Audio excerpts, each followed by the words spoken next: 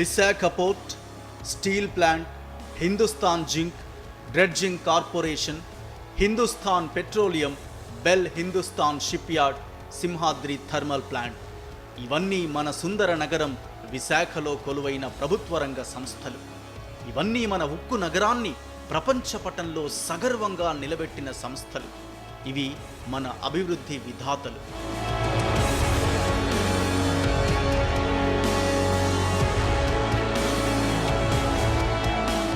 మన దేశంలో ఇలాంటి ప్రభుత్వ రంగ సంస్థలు 298 ఉన్నాయి.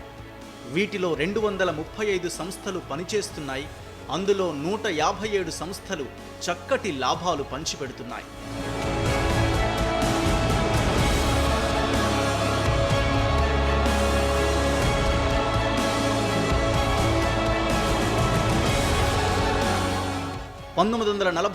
ఆగస్టు 15కు పూర్వం మన దేశం పరిస్థితి వేరు. పారిశ్రామిక, శాస్త్ర, సాంకేతిక రంగాల్లో మనకు చెప్పుకోదగ్గ చరిత్రేమీ లేదు. రోడ్లు లేవు, కరెంటు లేదు, ఆయిల్ లేదు, రవాణా సదుపాయాలు లేవు, భారీ పరిశ్రమలు లేవు, స్టీల్ లేదు, ఎరువులు లేవు, మందులు లేవు, ఏమీ లేవు. మౌలిక సదుపాయాలేమీ లేని రోజులవి. సరికొత్త భారత్ను ఆవిష్కరించుకోవడం అప్పుడొక పెద్ద సవాల్. అలాంటి కఠిన సవాల్ను ఛేదించే లక్ష్యంతో ఏర్పాటైనవే మన ప్రభుత్వ రంగ సంస్థలు.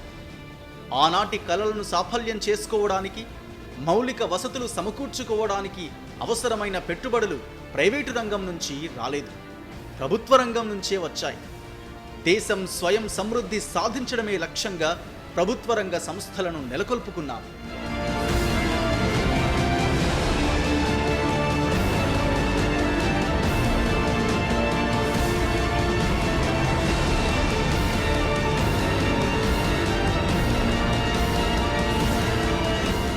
రాళ్ళు, రప్పలు, కొండలు, గుట్టల నడుమ గుడ్డి దీపాలు కూడా లేని రోజుల్లో, కనీసం మంచినీళ్లైనా దొరకని ప్రాంతాల్లో, తేళ్లు, పాములు తిరిగే స్థలాల్లో అలాంటి ఇబ్బందులేమీ లెక్క చేయకుండా దేశాభివృద్ధే లక్ష్యం, దేశ సేవే పరమార్థంగా తమకు అప్పగించిన బాధ్యతలను వినమ్రంగా స్వీకరించాయి మన ప్రభుత్వ రంగ సంస్థలు.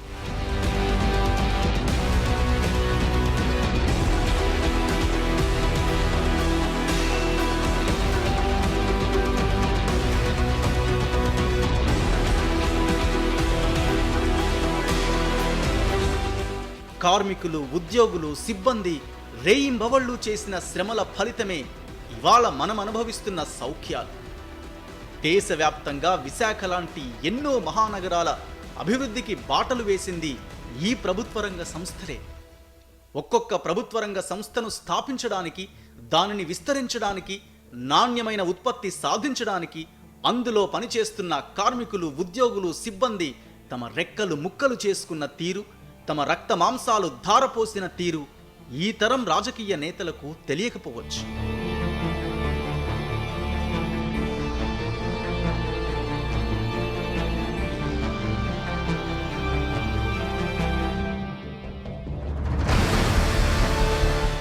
నిజానికి తొలి పంచవర్ష ప్రణాళిక కాలంలో ప్రభుత్వ రంగ సంస్థల ఏర్పాటుకు కేటాయించింది కేవలం 29 కోట్ల రూపాయలు మాత్రమే.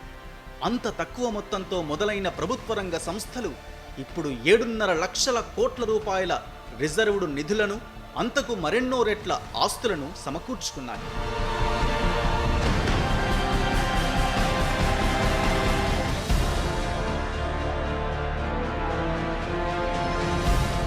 రెండు 2014-15 ఆర్థిక సంవత్సరంలో 157 ప్రభుత్వ రంగ సంస్థల ద్వారా 1,30,000 కోట్ల రూపాయల లాభాలు వచ్చినట్లు కేంద్ర ప్రభుత్వమే పార్లమెంట్లో లెక్క చెప్పింది. 77 సంస్థల ద్వారా వచ్చిన 27,360 కోట్ల రూపాయల నష్టాన్ని తీసేసిన ఇంకా 1,03,000 కోట్ల రూపాయల లాభం మిగిలినట్లుగా పార్లమెంట్లోనే ప్రభుత్వం చెప్పుకుంది. అంతేకాదు, ఎక్సైజ్, కస్టమ్స్, కార్పొరేట్ ట్యాక్స్తో పాటుగా వివిధ రకాల పన్నులు, డివిడెండ్ల రూపంలో కేంద్రానికి దాదాపు 2 లక్షల కోట్ల రూపాయలు అందించాయి మన ప్రభుత్వ రంగ సంస్థలు. డివిడెండ్ల రూపంలోనే 56,527 కోట్ల రూపాయలు ముట్టజెప్పాయి. ఏటా 1,00,000 నుంచి 1,50,000 కోట్ల రూపాయల విదేశీ మారక ద్రవ్యాన్ని సంపాదించి పెడుతున్న చరిత్ర మన ప్రభుత్వ రంగ సంస్థలది. MMTC, Hindustan steel, Bharat electronics, HMT లాంటి సంస్థలు విదేశీ మారక ద్రవ్యాన్ని ఆర్జించి పెట్టడంలో పోషించిన పాత్రను ఎవరైనా కాదనగలరా?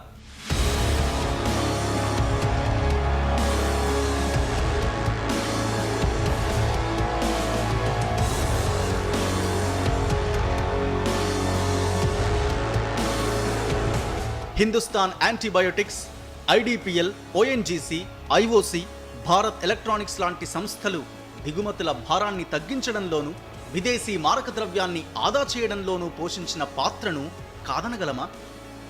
మన దేశంలో వెలుగులు విరజిమ్మడంలో కోల్ ఇండియా, ఎన్టీపీసీ సంస్థలు ఆయిల్ గ్యాస్ నిక్షేపాలు వెలికితీయడంలో ఓఎన్జీసీ నిర్వహిస్తున్న పాత్రను వెలకట్టగలమా? 1960లో ప్రభుత్వ రంగంలో ఐడిపిఎల్ను ఏర్పాటు చేయడంతో మన మందుల పరిశ్రమ స్వభావమే మారిపోయింది. పెన్సిలిన్, టెట్రాసైక్లిన్ లాంటి మందులు చౌకగా ప్రజలకు అందుబాటులోకి వచ్చాయి. అంటువ్యాధులను అరికట్టే మందులను ఉత్పత్తి చేయడంలో ఐడిపిఎల్ ప్రదర్శించిన ఉత్సాహాన్ని ఎవరైనా కాదనగలరా?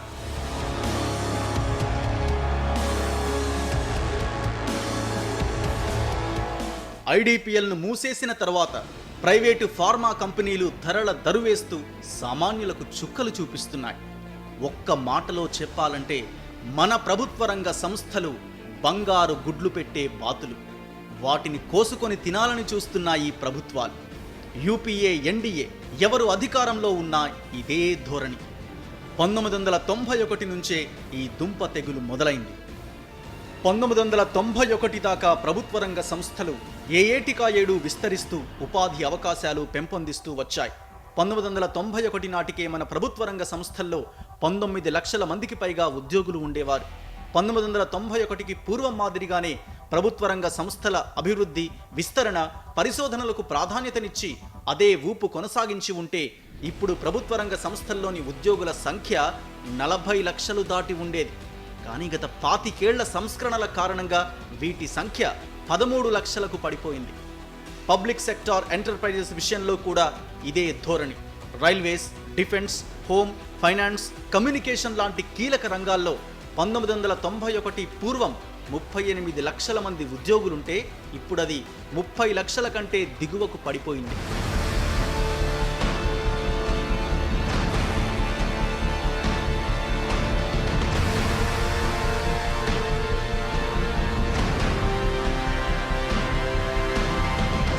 మోడర్న్ టెక్నాలజీ ఇస్తే తీసుకురండి, ప్రైవేటానికి ఇస్తే ఆయన ప్రాఫిట్ విషయం ఆయన చూస్తాడు తప్ప మరి ప్రజల సేఫ్టీ, సెక్యూరిటీ ఇవన్నీ చూడాల్సిన అవసరం అడిగే ఉన్నాయి. వాళ్ళు ఇబ్బందులు ఉంటే ఎందుకు ఇబ్బందులు అనేది ఇంపార్షియల్గా ఉన్న మనుషులతో మీరు డిస్కస్ చేసి ఆ సమస్యను పరిష్కారం చేయండి.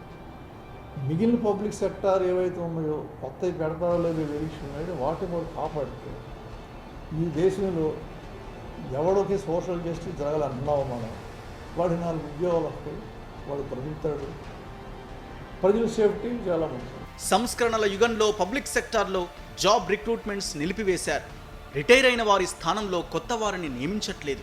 కాంట్రాక్ట్ అవుట్సోర్సింగ్ విధానాలు తీసుకొచ్చారు. ఉద్యోగ భద్రత ఎండమావిగా మార్చేశారు.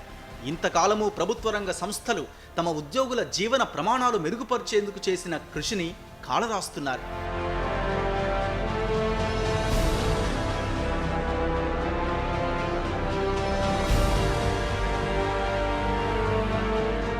ఉద్యోగుల, కార్మికుల జీవన ప్రమాణాలు పెంచడంలోనూ, పని పరిస్థితులు మెరుగుపరచడంలోనూ, సామాజిక భద్రత కల్పించడంలోనూ, వృత్తి నైపుణ్యాలు పెంపొందించడంలోనూ మన ప్రభుత్వ రంగ సంస్థలు రోల్ మోడల్గా నిలిచాయి. ఇలాంటి ప్రమాణాల విషయంలో ఏ ప్రైవేటు సంస్థ మన ప్రభుత్వ రంగ సంస్థలతో పోటీ పడలేదు, దరిదాపుల్లో కూడా నిలవలేదు. సామాజిక బాధ్యతలు నిర్వర్తించడంలోనూ మన ప్రభుత్వ రంగ సంస్థలు ముందున్నాయి. రోడ్లు వేశాయి, కాలనీలు నిర్మించాయి, మంచినీళ్లు ఇచ్చాయి, సేద తీరేందుకు పార్కులు, ఆట స్థలాలు ఏర్పాటు చేశాయి. ప్రభుత్వ రంగ సంస్థలు తన పెట్టుబడుల్లో కనీసం 10% నిధులు ప్రజా సంక్షేమానికి ఉపయోగించిన రోజులు ఉన్నాయి. వినియోగదారులకు సరసమైన ధరలకే ఉత్పత్తులు అందించాయి. పెన్సిలిన్, టీకాలు లాంటివి కారు చౌకగా ప్రజలకు అందించాయి. ఇలాంటి ఉదాత్త చరిత్ర ఏ ఒక్క ప్రైవేట్ సంస్థకైనా ఉందా? బిలాయ్, రూర్కెలా, దుర్గాపూర్, సింద్రి లాంటి వెనుకబడ్డ ప్రాంతాల్లో స్టీల్, ఎరువులు లాంటి భారీ పరిశ్రమలు పెట్టే సాహసం ప్రైవేటు రంగం చేయగలదా? కానీ అత్యంత వెనుకబడ్డ ప్రాంతాల్లో సైతం తమకు అప్పగించిన బాధ్యతలను మన ప్రభుత్వ రంగ సంస్థలు ధైర్యంగా స్వీకరించాయి, ఫలితాలు చూపించాయి. దేశాభివృద్ధిలో తమ వంతు పాత్ర పోషించాయి. చిన్న చిన్న గ్రామాలను మహానగరాలుగా మార్చేశాయి.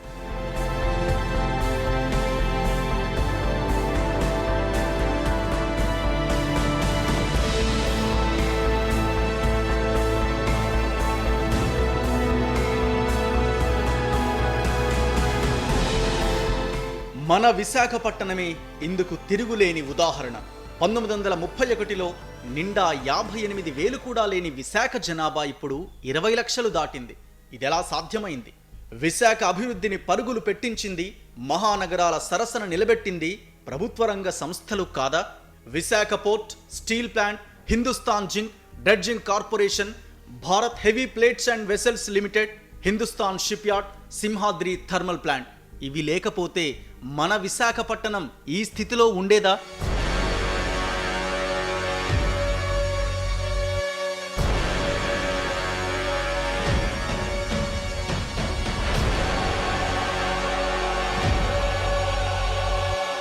ఉక్కు నగరంగా, సిటీ ఆఫ్ డెస్టినీగా పేరొందిన విశాఖపట్నంలో 1,00,000 మందికి పైగా పర్మనెంట్ కార్మికులు, మరో 48,000 మంది కాంట్రాక్టు కార్మికులు ఆయా సంస్థల్లో శ్రమిస్తున్నారు. వీరికి ఏడాదికి 6,000 కోట్ల రూపాయల వేతనాలు వస్తున్నాయి. ఆ డబ్బు మళ్ళీ మన విశాఖ మార్కెట్లోకి ప్రవేశిస్తోంది. విశాఖ ఎకానమీని పెంచుతోంది. స్కూళ్లు, కాలేజీలు, ఆసుపత్రులు, ఫంక్షన్ హాళ్లు, మాల్స్, పార్కులు, బ్యాంకులు, ఇన్సూరెన్స్ ఆఫీసులు, టెలికాం కంపెనీలు ఇలా ఎన్నెన్నో విస్తరిస్తూ విశాఖ శోభను మరింత ఇనుమడిస్తున్నాయి. రాష్ట్రంలోని 175 నియోజకవర్గాల్లో గాజువాక నియోజకవర్గం తలసరి ఆదాయం అత్యధికం. గాజువాకలో తలసరి ఆదాయం 2,64,232 రూపాయలు. ఇందుకు కారణం ప్రభుత్వ రంగ సంస్థల్లో పనిచేసే సిబ్బంది ఇక్కడ నివాసం ఉండడమే.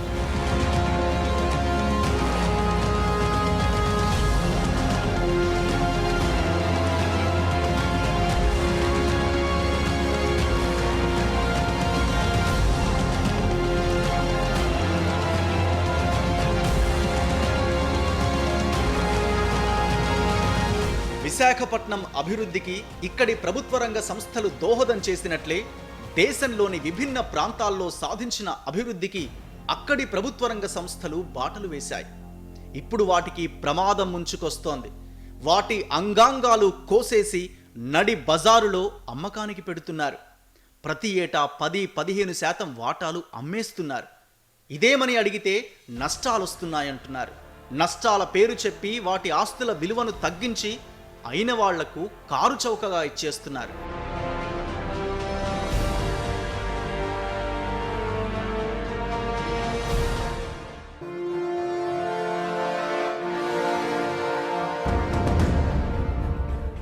తెలుగు బిడ్డల పోరాటంతో 32 మంది ప్రాణ త్యాగాలతో సాధించుకున్న విశాఖ స్టీల్ ప్లాంట్ పట్ల ప్రభుత్వాలు ప్రదర్శిస్తున్న నిర్లక్ష్యం చూస్తుంటే దుఃఖం తన్నుకొస్తోంది. స్టీల్ ప్లాంట్ విస్తరణకు ఏళ్ల తరబడి అనుమతులివ్వకుండా, సొంత గనులు కేటాయించకుండా నష్టాల్లోకి నెట్టేశారు. స్టీల్ ప్లాంట్ విస్తరణకు అనుమతించండి మహాప్రభో అంటూ 1994లో అర్జీలు పెట్టుకుంటే 2006 దాకా కేంద్ర ప్రభుత్వం ఉలకలేదు, పలకలేదు.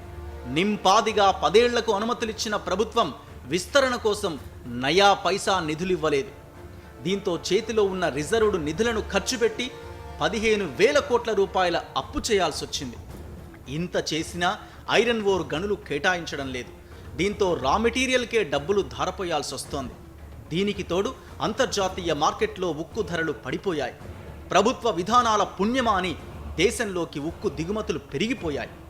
దీంతో 2002 నుంచి 2014 వరకు వరుసగా 12 ఏళ్లు లాభాలు ఆర్జించిన మన విశాఖ ఉక్కు నష్టాల పాలైంది. గతంలో కూడా ఇలాగే నష్టాలొస్తే 2000వ సంవత్సరంలో విశాఖ ఉక్కును ప్రైవేటీకరించేందుకు ప్రయత్నించారు. నాడు ప్లాంట్ నష్టాలు 4,600 కోట్ల రూపాయలకు చేరుకోవడంతో బిఐఎఫ్ఆర్ గండం వెంటాడింది. టాటా గ్రూప్కి అప్పగించేలా వ్యూహరచన సాగింది. ఆ ప్రయత్నాలకు వ్యతిరేకంగా సిఐటియు పిడికిలెత్తింది. అన్ని కార్మిక సంఘాలు కలిసి ప్లాంట్ పరిరక్షణోద్యమం మహోద్ధృతంగా సాగించాయి. స్వాతంత్ర సమరయోధుడు పత్తి శేషయ్య, రొంగలి బైరాగి ఆర్కే బీచ్లో జల సమాధికి సిద్ధమవ్వడం అప్పటి పోరాట తీవ్రతకు నిదర్శనం.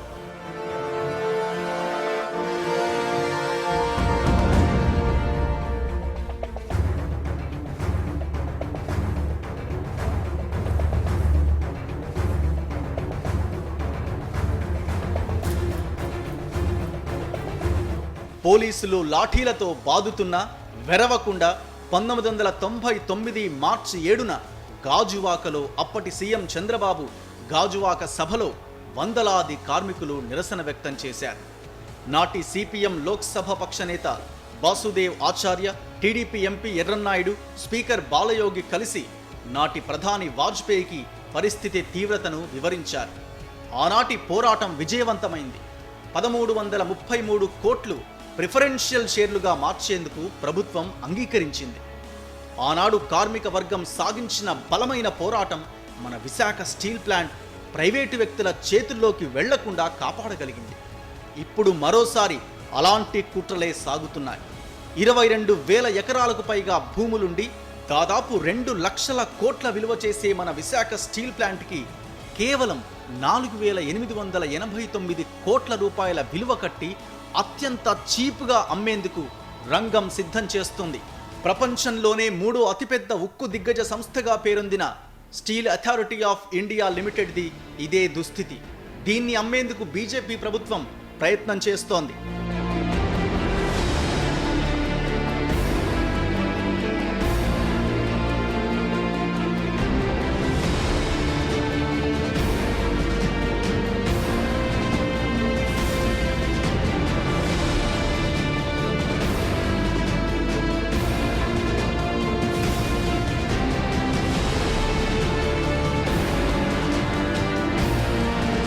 మేము రైతులు, మేము మేము ఆ రోజు తక్కువ రేటుకి 800కి 900కి మా దగ్గర తీసుకున్నారు. మాకేదో ఉపాధి కలుగుతుంది ఈ కంపెనీ వల్ల, మేము అంతా బాగుపడతాం అని చెప్పేసి అనుకున్నాం. కానీ ఈరోజు దీన్ని ఆ కంపెనీలు ఎత్తేసి ఇందులో ఉపాధి పొందుతున్నటువంటి కార్మికులు కూడా తొలగించి దీన్ని ఇంకో ప్రైవేట్ ఎవరికో అమ్మేయడానికి ప్రయత్నం చేస్తున్నారట. మాకు ఆనాడు తాతగారు ఇచ్చిన మా స్టీల్ ప్లాంట్లోనే మా భూములు పోయి ఈనాడు మా నాన్నగారికి ఇచ్చిన 107 గజాల స్థలంలోనే ముగ్గురిని కలిపి బతుకుతున్నాం. ముగ్గురికి 3 ఇళ్ళు 6 ఆడపిల్లలు ఉన్నారు. వరండా గదిలోనే అలాగే బతుకుతున్నాం. విశాఖ ఉక్కు కర్మాగారం వారు మమ్మల్ని దయించి అన్ని విధాలుగా సాయం చేయాలండి. అద్దెలు పైకి వెళ్దామంటే అద్దె కొట్టుకోలేకపోతున్నాం. మా తాతగారి దగ్గర భూములు తీసుకున్నారు. అప్పుడు స్టీల్ ప్లాంట్ వాళ్ళు జాబ్ ఇస్తానన్నారు. జాబులు లేవు, ఏమీ లేవు. 107 గజాల్లో మేము ఫ్యామిలీ ఉంటున్నాము. 4 ఫ్యామిలీ ఉంటున్నాం. కానీ ఏమీ లేదు, బయటకు వెళ్ళడానికి కూడా అవకాశం లేకుండా మేము అక్కడే ఉంటున్నాం. ఇటు ఇస్తున్నాను ఇవ్వలేదు, చేయలేదు మాకు. ఇప్పుడు పరిస్థితి ఎలా ఉందంటే ఇప్పుడు తినలేక బతకలేక అలా ఉన్నామన్నమాట మేము. విశాఖ పోర్టుతో పాటు దేశంలోని మరికొన్ని పోర్టులను ప్రైవేటీకరించేందుకు ప్రభుత్వం సన్నాహాలు చేస్తోంది. 2016 మేజర్ పోర్టుల అథారిటీ బిల్లు ఇలాంటి భయాలనే కలిగిస్తోంది. ఆ బిల్లు లక్ష్యం కూడా అదే. దేశంలోని 11 మేజర్ పోర్టులను హస్తగతం చేసుకునేందుకు కార్పొరేట్ విదేశీ కంపెనీలు ఆవురావురుమంటున్నాయి. ప్రభుత్వ రంగంలో పోర్టులు చక్కటి పనితీరు కనబరుస్తున్నాయి. ఇందుకు ఉదాహరణ మన విశాఖ పోర్ట్. 1933లో 3 బెర్తులతో ప్రారంభమైన ఈ పోర్ట్ స్వాతంత్రానంతరం 24 బెర్తులకు విస్తరించింది. తొలి సంవత్సరం 130,000 టన్నుల సరుకులు రవాణా చేసిన విశాఖ పోర్టు సామర్థ్యం ఇప్పుడు 610 లక్షల టన్నులకు పెరిగింది. 1970-80లలో ఈ పోర్టులో 18,000 మంది కార్మికులు పనిచేస్తూ ఉండేవారు. ఇప్పుడు పర్మనెంట్ ఉద్యోగుల సంఖ్య 3,500కు పడిపోయింది. ప్రభుత్వ పోర్టులను ప్రైవేటు వారికి అప్పగిస్తే ఎలాంటి కష్టాలొస్తాయో అర్థం చేసుకోవడానికి మన విశాఖ పోర్టే చక్కటి ఉదాహరణ. పర్మనెంట్ ఉద్యోగుల సంఖ్య తగ్గిపోతూ కాంట్రాక్టు ఉద్యోగుల సంఖ్య పెరుగుతోంది. విశాఖ పోర్టులోని కొన్ని బెర్తులను చేజిక్కించుకున్న Vedanta, Adani, seaport, Essar, Dubai port లాంటి ప్రైవేటు సంస్థలు తమ అసమర్థతను చాటుకుంటున్నాయి. నష్టాలు చూపిస్తున్నాయి.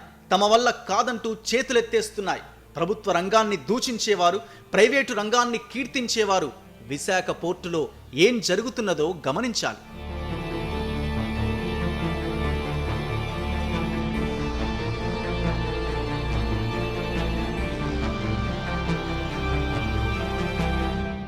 విశాఖ పోర్టుకి 7,560 ఎకరాల స్థలముండగా దేశంలోని 11 మేజర్ పోర్టులకు 1,20,000 ఎకరాల భూములు ఉన్నాయి. వీటిని కాజేసేందుకు ప్రైవేటు కార్పొరేట్ సంస్థలు కాచు కూర్చున్నాయి. మనం అప్రమత్తం కాకపోతే ఈ భూములన్నీ మనవి కాకుండా పోతాయి. అత్యంత విలువైన లక్షల ఎకరాల భూములు పోవడమే కాదు, ప్రభుత్వానికి వచ్చే ఆదాయానికి కూడా భారీగా గండిపడుతుంది. ఉద్యోగ భద్రత పోతుంది. కార్మికులు వెట్టి చాకిరీ చేయాల్సిన రోజులొస్తాయి. ఉపాధి అవకాశాలు తగ్గిపోతాయి. సామాజిక న్యాయం దిక్కులేని అనాథగా మిగిలిపోతుంది. హ్యాండ్లింగ్ ఛార్జీలు పెరుగుతాయి. ఉత్పత్తి ఖర్చులు పెరిగి సామాన్యులపై పెను భారం పడుతుంది. వీటన్నింటికీ మించి అసలు దేశ భద్రత ప్రశ్నార్థకంగా మారే దుస్థితి వస్తుంది. లాభాలే ధ్యేయంగా పనిచేసే కార్పొరేట్ విదేశీ కంపెనీలు తమ లాభాల కోసం మన పోర్టుల్లోకి శత్రు దేశ నౌకల్ని కూడా అనుమతించే ప్రమాదం ఉంటుంది. దాంతో మన రహస్యాలు శత్రువులకు చిక్కి దేశ భద్రతకే పెనుముప్పు తప్పదు. ఏ రకంగా చూసినా పోర్టుల ప్రైవేటీకరణ ఎంత మాత్రమూ సమర్థనీయం కాదు.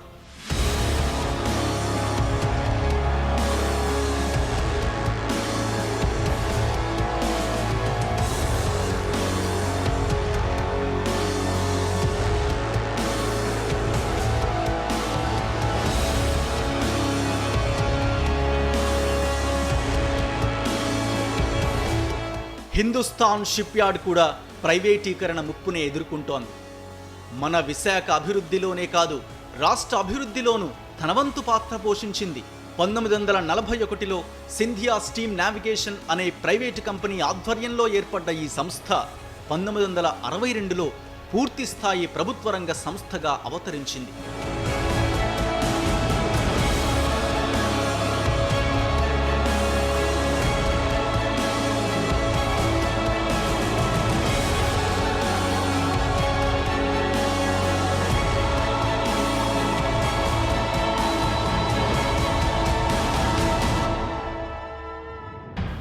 హిందుస్థాన్ షిప్ యార్డ్ 180 భారీ నౌకలు నిర్మించింది. 2,000 షిప్లకు సబ్మెరైన్లకు రిపేర్లు చేసింది. 8,000 మందికి ఉపాధి చూపించింది. ఎటువంటి నౌకలనైనా తయారు చేసే సామర్థ్యమున్న మన విశాఖలోని హిందుస్థాన్ షిప్ యార్డ్ చేతిలో తగినన్ని ఆర్డర్లు లేక అల్లాడిపోతోంది. మన షిప్ యార్డ్కి ఆర్డర్లు ఇవ్వకుండా దక్షిణ కొరియా, జపాన్ వంటి దేశాలకు ఆర్డర్లు ఇస్తోంది కేంద్ర ప్రభుత్వం. దీంతో మన షిప్ యార్డ్కు కష్టాలొస్తున్నాయి.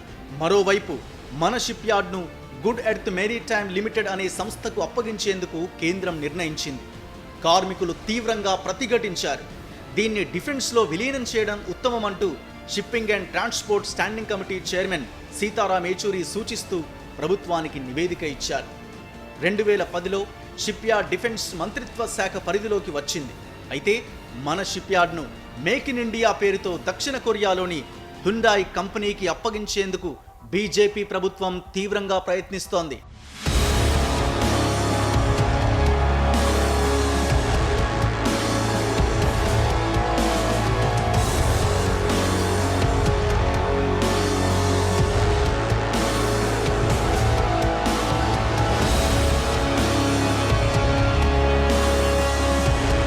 ప్రైవేటీకరణ ముప్పు ఎదుర్కొంటున్న మరో ప్రధాన ప్రభుత్వ రంగ సంస్థ హెచ్పిసిఎల్. దీన్ని ప్రైవేటీకరిస్తే పెట్రోలియం ఉత్పత్తుల ధరలు భారీగా పెరిగి సామాన్యులు తమ సంపాదనలో ఎక్కువ భాగం పెట్రోల్కే ఖర్చు పెట్టాల్సిన దుస్థితి వస్తుంది. ఇప్పటికే గ్యాస్, పెట్రోల్, డీజిల్పై సబ్సిడీలు నెలనెలా తగ్గిస్తూ వస్తున్నారు. అంతర్జాతీయ మార్కెట్లో క్రూడ్ ఆయిల్ ధరలు పడిపోతున్నా మన దగ్గర మాత్రం రకరకాల పన్నులేసి ముక్కు పిండి మరీ వసూలు చేస్తున్నారు. పెట్రోల్, డీజిల్లను జీఎస్టీ పరిధిలోకి చేర్చకపోవడం తొండి కాకపోతే మరేంటి? హిందుస్థాన్ పెట్రోలియం లాంటి కీలక సంస్థలు ప్రైవేటు రంగంలో ఉంటే ఎటువంటి విపత్కర పరిస్థితిని ఎదుర్కోవాల్సి వస్తుందో 1971 ఓ పాఠం నేర్పింది. పాకిస్తాన్తో యుద్ధం జరుగుతున్న ఆ రోజుల్లో మన దేశ యుద్ధ విమానాలకి పెట్రోల్ సరఫరా చేయనంటూ అడ్డం తిరిగిన చరిత్ర కాల్టెక్స్ కంపెనీది. దీంతో అప్పటి భారత ప్రభుత్వం దీన్ని జాతీయం చేసింది. భారత ప్రభుత్వ సంస్థగా అవతరించిన తర్వాత దీని ఉత్పాదక సామర్థ్యం 8 మిలియన్ టన్నులకు పెరిగింది. ఈ సామర్థ్యాన్ని 15 మిలియన్ టన్నులకు పెంచడమే లక్ష్యంగా విస్తరణ పనులు జరుగుతున్నాయి. ఇలాంటి సంస్థలను కాపాడుకోవాల్సిన బాధ్యత మన మీద లేదా? హెచ్పిసిఎల్ను ప్రైవేటీకరిస్తే తీవ్రంగా నష్టపోయేది మనమే. పెట్రోలియం ఉత్పత్తుల ధరలు పెరిగిపోతాయి. విశాఖ చుట్టుపక్కల ప్రాంతాల్లో హెచ్పిసిఎల్ చేస్తున్న సంక్షేమ కార్యక్రమాలు నిలిచిపోతాయి. ఉద్యోగుల సంఖ్యను తగ్గిస్తారు. వేతన ఒప్పందాలు చేయకుండా పీడిస్తారు. సౌకర్యాలు తగ్గిస్తారు. వర్క్లోడ్ పెంచేస్తారు.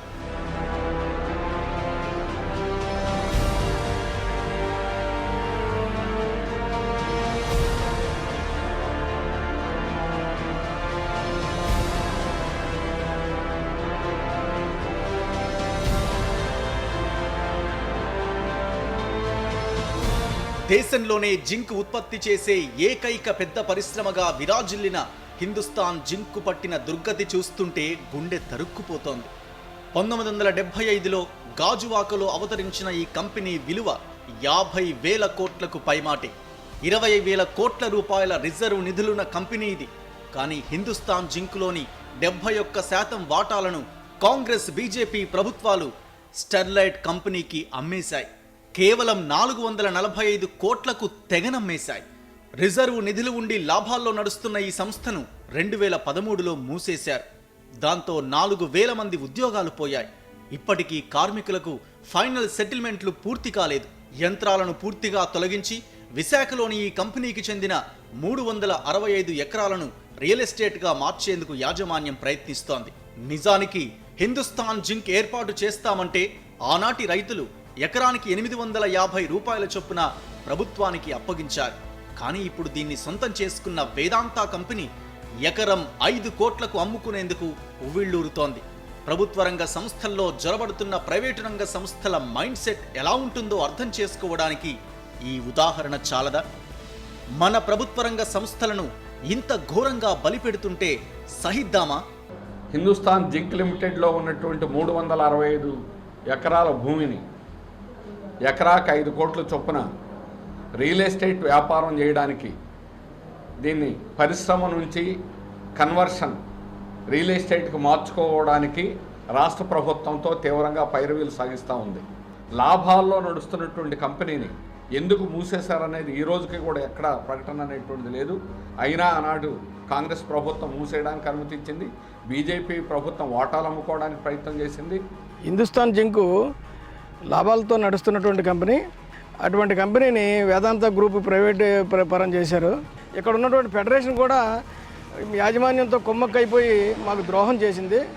దానివల్ల హిందుస్థాన్ జింక్ ఎంప్లాయీస్ అందరూ, విశాఖపట్నంలో ఉన్నటువంటి ఎంప్లాయీస్ అందరూ ఈనాడు వీధిలో పడిపోవాల్సిన పరిస్థితి ఏర్పడింది. మేము మా పెద్దలు మా గ్రామం తాలూకా స్థిరాస్తి భూముల్ని హిందుస్థాన్ జింక్ వారు 1965-70 లోపల హ్యాండ్ ఓవర్ చేసుకున్నారు. కొంచెం పర్మనెంట్ ఉద్యోగాలు ఇచ్చారు. మాకు 20 సంవత్సరాల తర్వాత లెడ్ ప్లాంట్ మూతబడింది. 300 కార్మికుల్ని బయటకు నెట్టారు. ఈరోజు మేము ఏ రకమైన దారులు లేక అనేక రకాలుగా ఇబ్బందులు పాలవుతున్నాం. పెద్దలందరూ దయించి మా మీద ఏదో ఒక రూపం చూపించి మాకు సరైన దారులు కల్పించి మా కుటుంబాలకి పునరభివృద్ధి కలిగిస్తారని ఆశిస్తూ మేము కోరుకుంటున్నాం.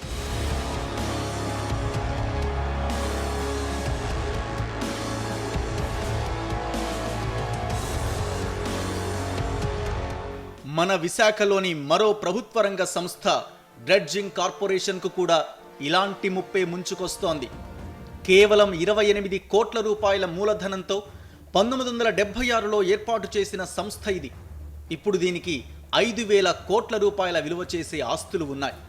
28 కోట్ల రూపాయల మూలధనం ఎక్కడ, 5,000 కోట్ల రూపాయల ఆస్తులెక్కడ?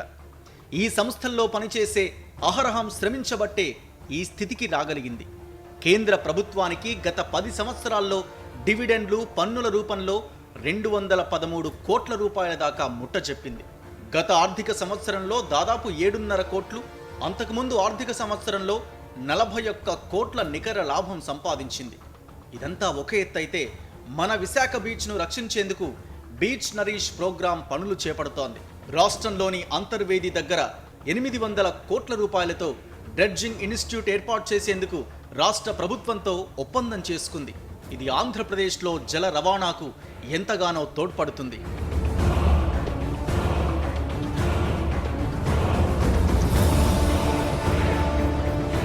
మన DCILకు మంచి ట్రాక్ రికార్డు ఉంది. ప్రపంచంలోని టాప్ 10 డ్రెడ్జింగ్ సంస్థల్లో ఇదొకటి. మన దేశంలోని మేజర్ పోర్ట్లకు, ఇండియన్ నేవీకి అవసరమైన డ్రెడ్జింగ్ పనులు చేసి పెడుతున్న కీలక సంస్థ ఇది. బహ్రెయిన్, బంగ్లాదేశ్ లాంటి విదేశీ ఆర్డర్లు ఉన్న సంస్థ మన DCIL. 2017లో అత్యంత ప్రతిష్టాత్మకమైన ఆమ్వేర్ అవార్డును గెలుచుకోవడం ఈ సంస్థ పనితీరుకు నిదర్శనం.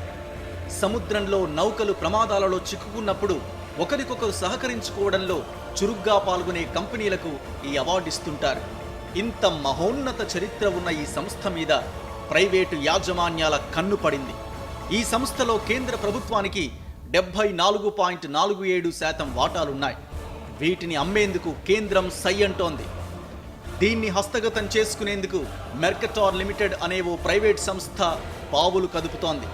5,000 కోట్ల రూపాయల విలువ చేసే ఆస్తులు ఉన్న ఈ సంస్థకు ప్రభుత్వం కడుతున్న లెక్క కేవలం 2,666 కోట్ల రూపాయలు. ఇదెక్కడి అన్యాయం?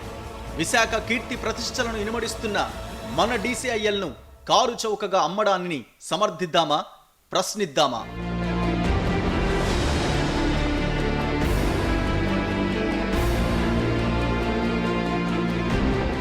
మరో విషయం ఏంటంటే, అత్యంత కీలకమైన డ్రెడ్జింగ్ పనులను ప్రైవేటు సంస్థలకు అప్పగించడం దేశానికే ప్రమాదకరమంటూ హెచ్చరించింది పార్లమెంటరీ కమిటీ. గతంలో కొచ్చిన్ పోర్ట్ డ్రెడ్జింగ్ పనులు ప్రైవేట్ సంస్థకు అప్పగిస్తే పూర్తి చేయలేకపోయారు. దీంతో DCIL ఆ పనులు చేపట్టి తానేంటో నిరూపించుకుంది.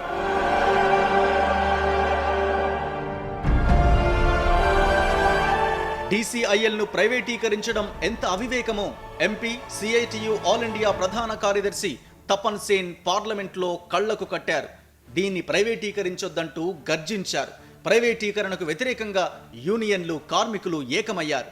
సంతకాలు సేకరించారు, ఆందోళన చేశారు.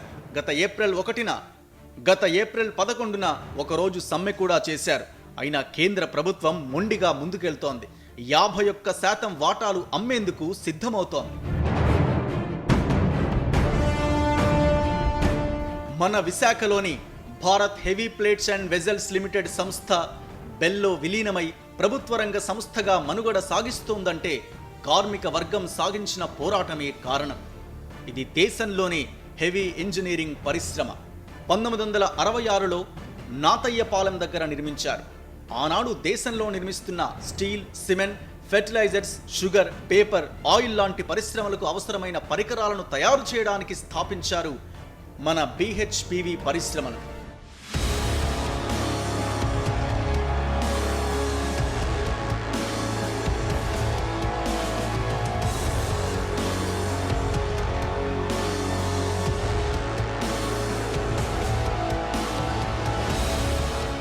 దీంతో యంత్ర పరికరాలు విదేశాల నుంచి దిగుమతి చేసుకోవాల్సిన కర్మ తగ్గిపోయింది. వేల కోట్ల రూపాయల విదేశీ మారక ద్రవ్యం ఆదా అయింది. కానీ 1991లో వచ్చిన సంస్కరణలకు ఈ మహోత్తర సంస్థకు శాపంగా మారాయి. ఆర్డర్లు తగ్గిపోయాయి. విదేశీ సంస్థలతో పోటీ పెరిగింది. ప్రభుత్వ సహకారం లోపించడంతో నష్టాలు మొదలయ్యాయి. BIFR జాబితాలోకి వెళ్లిపోయింది. దీంతో 2,000 మంది కార్మికులు అన్యమనస్కంగా, బాధాతప్త హృదయంతో VRS తీసుకుని వెళ్లిపోయారు.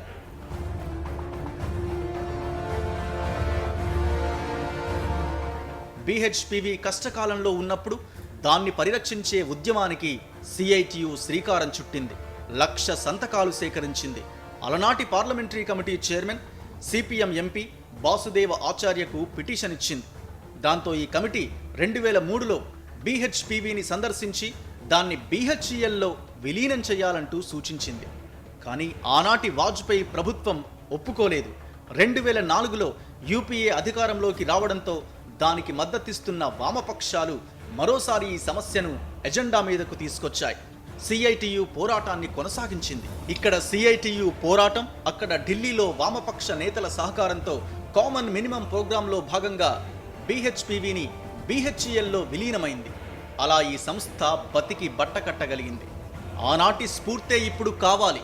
ఆనాటి పోరాట విజయాలను వృధా పోనివ్వమంటూ సంకల్పం చెప్పుకోవాల్సిన సమయమిది.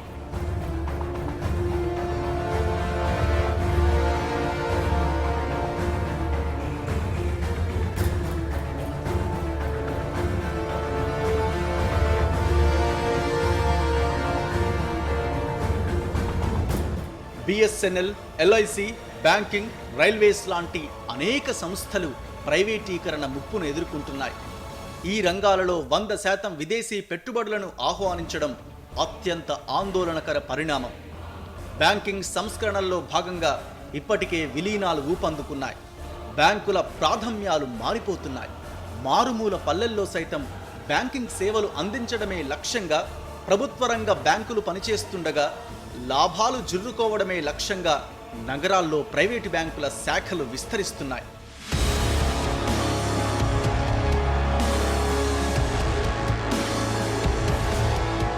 ప్రభుత్వ రంగ బ్యాంకుల్లో పేరుకుపోతున్న మొండి బకాయిలు బ్యాంకింగ్ వ్యవస్థకే పెను సవాలుగా మారుతున్నాయి.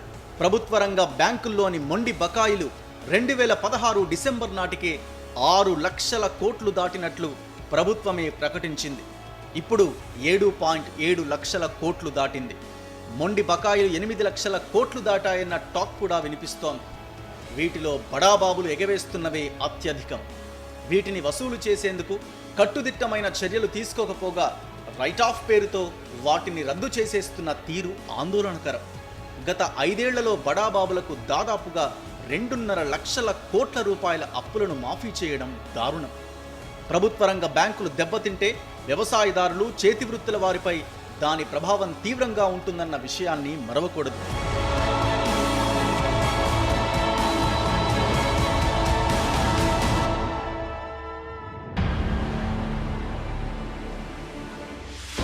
అత్యంత పటిష్టంగా ఉన్న ప్రభుత్వ ఇన్సూరెన్స్ రంగాన్ని కూడా దెబ్బతీసే వ్యూహాలు రచిస్తున్నారు. కేవలం 5 కోట్ల రూపాయల పెట్టుబడితో 1956లో ప్రారంభమైన ఎల్ఐసి ఆస్తుల విలువ 25 లక్షల కోట్ల రూపాయలకు పెరగడం, అదొక మహావృక్షంగా ఎదగడం ప్రభుత్వ రంగ సంస్థల పనితీరుకు చక్కటి ఉదాహరణ. 99.8% క్లెయిమ్లను పరిష్కరించిన ఘనత మన ఎల్ఐసి సొంతం. ఇలాంటి చరిత్ర ప్రపంచంలో మరే ఇన్సూరెన్స్ సంస్థకు లేకపోవడం విశేషం. ఇలాంటి సంస్థను దెబ్బతింటే బీమాదారుల పరిస్థితి ఏంటి? ఇవేమీ పట్టని ప్రభుత్వాలు ఇన్సూరెన్స్ రంగంలోకి విదేశీ పెట్టుబడులకు స్వాగతం పలకడం అత్యంత ఆందోళనకర పరిణామం. మన దేశంలో రైల్వే ప్రయాణం అత్యంత చౌక. కానీ ఇప్పుడు మన రైల్వే వ్యవస్థకి గ్రహణం పట్టింది. రైల్వే రెగ్యులేటరీ అథారిటీని ఏర్పాటు చేసిన ప్రభుత్వం రైల్వే ప్రయాణికుల సరుకుల ధరలు నిర్ణయించే అధికారం దానికే కట్టబెట్టింది. రైల్వేల ప్రైవేటీకరణలో భాగంగా తీసుకున్న నిర్ణయమిది. రైల్వేలను ప్రైవేటీకరిస్తే ధరలు పెరగడమే కాకుండా భద్రత కూడా ప్రశ్నార్థకంగా మారుతుంది. ఇప్పటికే రైలు ప్రమాదాలు పెరుగుతున్నాయి. దేశంలోని 42 ప్రధాన రైల్వే స్టేషన్లలో 23 స్టేషన్లను మొదటి దశలో అమ్మకానికి పెట్టేస్తున్నారు.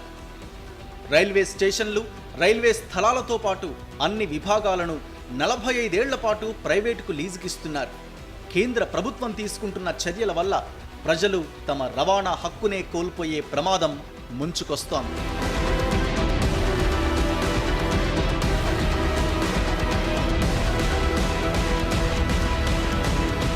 దేశాభివృద్ధిలో కీలక పాత్ర పోషించిన ప్రభుత్వ రంగ సంస్థలను ప్రైవేటీకరించేందుకు ప్రయత్నిస్తున్న ప్రభుత్వాలు ప్రైవేటు రంగం ఏం వెలగబెట్టిందో కూడా అవలోకించాలి.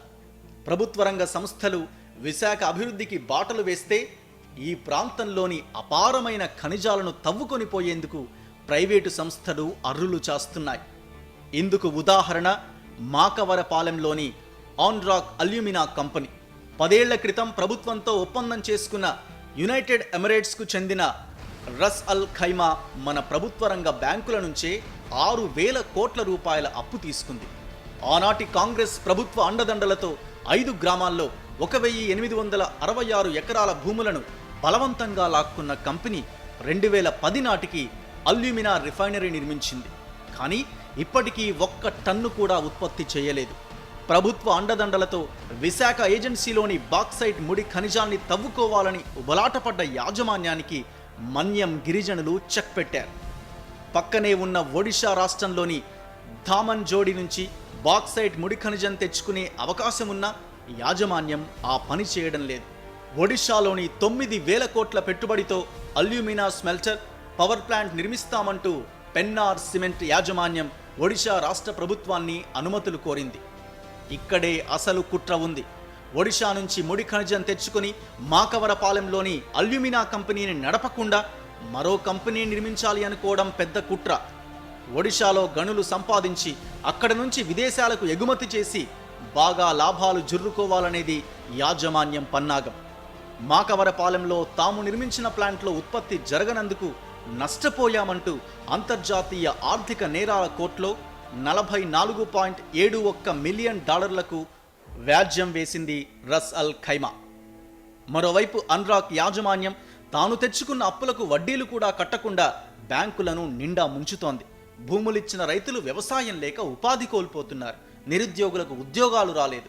అద్భుత ప్రగతికి బాటలు వేసిన ప్రభుత్వ రంగ సంస్థలను కుళ్ళబొడిచి ఇలాంటి ప్రైవేటు సంస్థలను ప్రోత్సహించడం ఎందుకోసం, ఎవరి కోసం?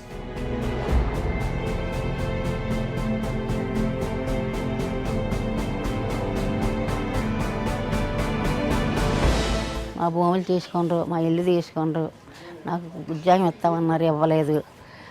నాకు 3 ఆడపిల్లలు, ఉద్యోగం లేదు, కూలి పని లేదు, ఇంట్లో పడిసి వస్తున్నాం. ఒక కొంప ఇచ్చారు, ఆ కొంప 107 గజాలు ఇచ్చారు, కానీ అందులో ఒక పోర్షన్ కట్టుకున్నాం. ఒక పోర్షన్లోనే మాకు ఇల్లే కారిపోతుంది. మా ఎలా బతకాల? ప్రభుత్వం వేగంగా ప్రభుత్వ రంగ సంస్థలను ప్రైవేటీకరించేందుకు ప్రయత్నిస్తున్న సమయంలో అంతకంటే శక్తివంతంగా వాటి పరిరక్షణకు ఉద్యమించాల్సిన అవసరం ఏర్పడుతోంది. బలమైన కార్మిక సంఘాలు ఉండి మహోద్ధృత పోరాటాలు సాగించిన సందర్భాల్లో ప్రభుత్వాలు వెనకడుగులేసిన సందర్భాలు ఉన్నాయి. ఇటువంటి ఉదాహరణకు విశాఖపట్నంలోనూ ఉన్నాయి. 16-17 ఏళ్ల క్రితం జరిగిన కార్మిక పోరాటాలు విశాఖ స్టీల్ ప్లాంట్ను నిలబెట్టాయి. కార్మికులు సాగించిన పోరాటాల కారణంగానే హిందుస్థాన్ షిప్ యార్డ్ డిఫెన్స్ శాఖలో విలీనమైంది. కార్మిక పోరాటం ఉవ్వెత్తున ఎగిసి ఉండకపోతే ఇది ప్రైవేటు వ్యక్తుల చేతుల్లోకి వెళ్ళిపోయి ఉండేది.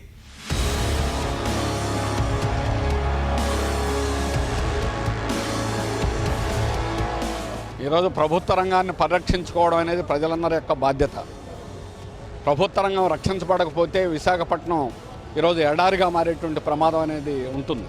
ప్రజలను కదిలించి ఒకప్పుడు ఇదే జంక్షన్లో చంద్రబాబు నాయుడు దీన్ని ప్రైవేట్ పరం చేస్తామనంటే 100 మంది ఆయన్ని చుట్టుముట్టి ఆయన్ని మాట్లాడకుండా కూడా కట్టడి చేసినటువంటి చరిత్ర విశాఖ గాజువాక ప్రజానీకానికి ఉన్నది.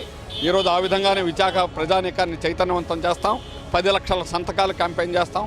BHPV సంస్థలు బెల్లో విలీనం కావడానికి క్షేత్రస్థాయిలో కార్మిక వర్గం సాగించిన పోరాటం, పార్లమెంట్లో ఆనాడు వామపక్షాలకున్న బలమే కారణం.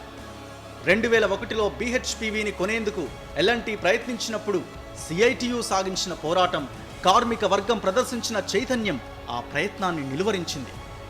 HPCL, BPCLను 2003లో నాటి వాజ్పేయి ప్రభుత్వం రిలయన్స్కి అమ్మేందుకు ప్రయత్నించిన సందర్భంలో జరిగిన పోరాటాలు, సమ్మెలు ఆ నిర్ణయాన్ని వెనక్కి నెట్టేశాయి. 1998లో దేశంలోని మేజర్ పోర్టులను కార్పొరేటీకరించేందుకు వాజ్పేయి ప్రభుత్వం పార్లమెంట్లో పెట్టిన బిల్లును వెనక్కి తీసుకునేదాకా కార్మిక వర్గం పోరాడి విజయం సాధించింది. ఆ తర్వాత UPA ప్రభుత్వం కూడా అలాంటి ప్రయత్నమే చేయబోగా ఆనాడు వామపక్షాలు దాన్ని నిలువరించాయి. నాల్కో, నైవేలి లిగ్నైట్ కార్పొరేషన్ సంస్థల ప్రైవేటీకరణకు జరిగిన పోరాటాలను సైతం కార్మిక వర్గం సమరోత్సాహంతో తిప్పికొట్టింది. బలమైన పోరాటాలు నిర్మించలేని కారణంగా హిందుస్థాన్ జింక్ను కాపాడుకోలేకపోయాం. వెన్ను చూపని, మడమ తిప్పని సమరశీల పోరాటాల ద్వారానే ప్రభుత్వ రంగ సంస్థలను పరిరక్షించుకోగలమన్నది చరిత్ర మనకు నేర్పుతున్న పాఠం.